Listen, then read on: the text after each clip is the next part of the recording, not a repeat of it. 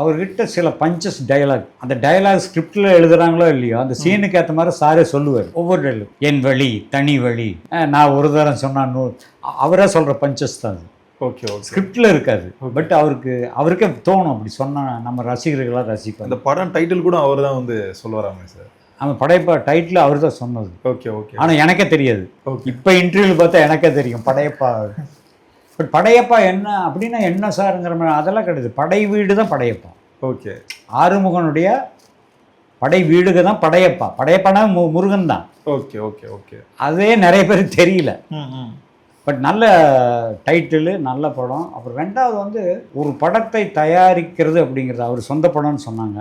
உண்மையிலே சொல்கிறேன், அந்த படம் முடிஞ்சு ரிலீஸ் ஆகி நேற்று முந்தா நாள் ஒரு இன்டர்வியூ கொடுக்க எனக்கு தெரியாது அவர் தான் ப்ரொடியூசர்னு. ஏன்னா எங்களுக்கு மேனேஜர் தான் எங்களை எல்லாம் தேனப்பன் சார் அவர் தான் மெயின்டைன் பண்ணுவார்.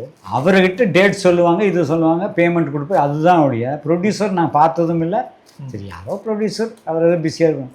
ஆனால் ரஜினி சாரே தான் ப்ரொடியூசர், அப்போ தான் தெரிஞ்சுது. நியோமேட்டின் ஹேர் க்ரோத் லோஷன். இது சாதாரணமான ஹேர் ஆயிலை விட பல மடங்கு வேகமா ஊடுருவி முடி கொட்டுறது, அடர்த்தியின்மை, சிறுவயது வழுக்கை போன்ற பிரச்சனைகளை தடுத்து முடி அடர்த்தியா வளர உதவுது.